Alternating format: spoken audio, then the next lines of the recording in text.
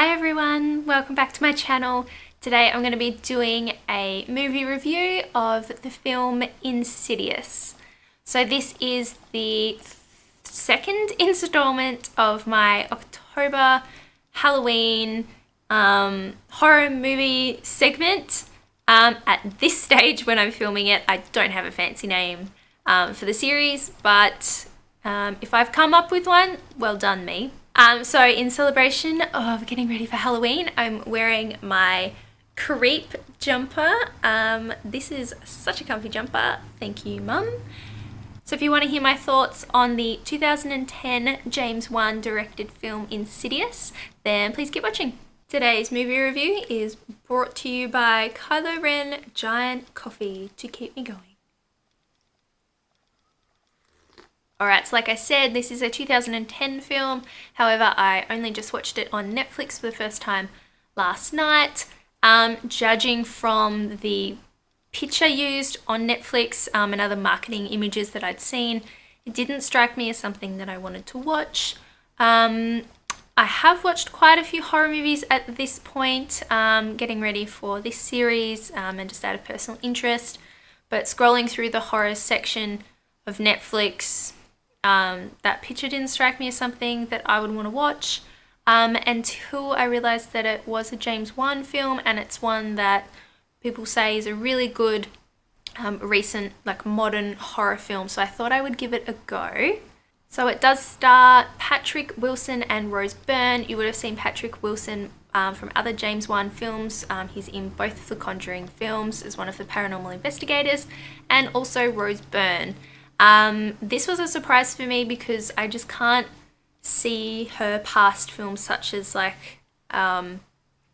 Bridesmaids and Bad Neighbours, so that was a bit different. She pulls it off well, but yeah, it was a bit different. And also the little boy is the boy from Jurassic World. His name is Ty Simpkins, and like you would have heard in my Shining review, he's a child actor that can pull off these themes, so it really ties the movie together, especially as he's basically the center point of this film. So the storyline basically goes, small family move to a new house. There's kind of some hauntings going on. Rose Byrne's character starts to see things and she gets creeped out. It starts to freak out her husband, who then stops coming home as he doesn't really want to deal with it. He seems like a bit of an asshole. You'll pick up on that quickly. But she convinces him that they need to move houses because that one is haunted. Once they move houses, you quickly realize that it is not the house itself that is haunted, but it is the young boy. That's not a spoiler. That's written in the Netflix rundown on the film, and if you've seen the poster of the little boy in front of the house, you're probably going to pick up on that too. Alright, so another factor that speaks out as a James Wan film is the composer. I think his name is Joseph Bishara. He was used in The Conjuring 1 and 2, and that is definitely noticeable, definitely ties them all together. Just his use of music and the kind of tone of it definitely gives it that feel of movies that I've really been liking lately. Right, so given that it was a movie that I wasn't really interested in seeing, I have to say that the plot itself seems very simple, very overused. Haunted house. Oh, my bunnies are making so much noise. A haunted house, a scary little boy, a family that are scared of their child. That doesn't seem very original. However, about halfway through the movie, the story takes a turn and then it really speaks out as a James Wan film. Very unique. The shots that are used and, like I said, the music that's used, the kind of environment that he creates in this other dimension is just very different. It's not something I expected, and I think if you can sit through the first half that's kind of slow, then you're definitely going to enjoy it. But the first half, given that it was slow, there wasn't a whole lot of character development. Like, you pick up that Rose Byrne character is scared, she's stressed out with all the children. Besides Dalton, the main boy, there's also another young boy and a baby girl. And then you pick up that Patrick Wilson's character is very overworked, very disinterested in how she feels about the house being haunted. So you get that very quickly. And you get that Dalton is definitely, something has manifested itself within his mind. Yeah, if you can definitely sit through the first half, then I want to speak about the second half. So basically, the main character is Dalton. He's the one that is the main plot device, kind of. Like, he's not in the movie a lot, but everything centers around him. For the majority of the film, he is actually in a coma. So that is in itself something a little bit different. And then Patrick Wilson's character also plays a huge part in how the movie kind of progresses from there. They bring in outside characters, kind of like in The Conjuring, like a paranormal investigator. Those characters are cool. And the ending with them is actually really cool.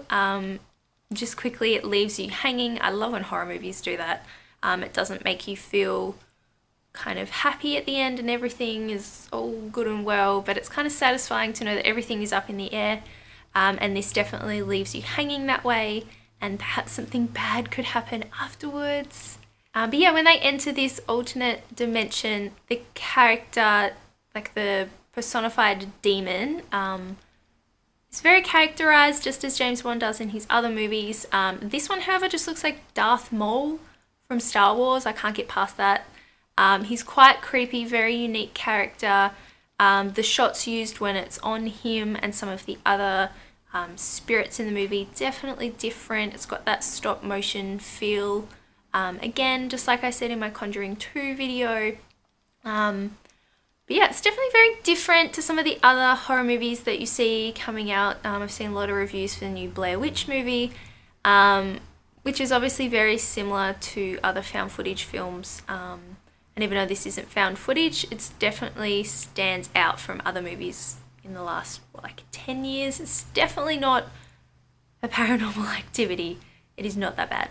So Patrick Wilson is perfect in this. He's definitely his own character. He definitely carries that over through all of his movies. Before The Conjuring, I hadn't really seen him in anything else, so I can't speak for his other performances. But him in horror movies is just great. He's really believable in this movie. You can definitely see his character taking turns at all different points in the movie, from the start, and then when things start to go downhill, and then when he becomes a main character in trying to bring back Dalton from his coma. Yeah, and like I said, Rose Byrne, definitely a different movie for her, I feel. I don't really know what other movies she's done that's similar to this. And Ty Simpkins, that kid is amazing. Like, in Jurassic World, he is his own person.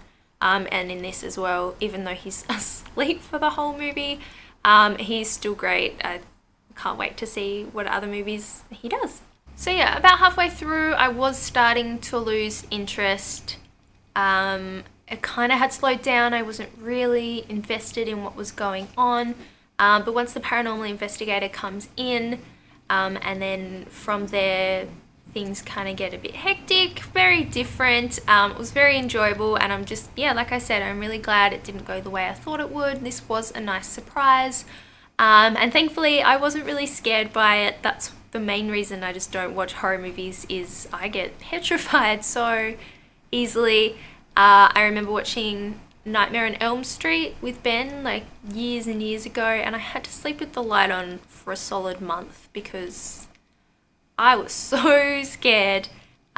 Maybe I'll give one of those a go for my October reviews, but yeah, I'm so glad this wasn't crap. Okay, so those are my thoughts on Insidious. As you can tell, I'm starting to get into the James Wan movies. Obviously, he's done quite a few horror movies. The Fast and Furious 7, and I think he's got another quite big project coming, and I can't for the life of me right now think of what it is, but he is definitely a growing director, and that's great.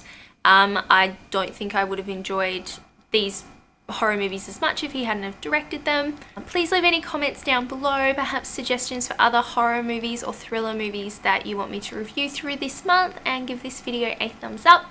Please remember to subscribe to my channel for more movie reviews and unboxings, and I'll see you next time.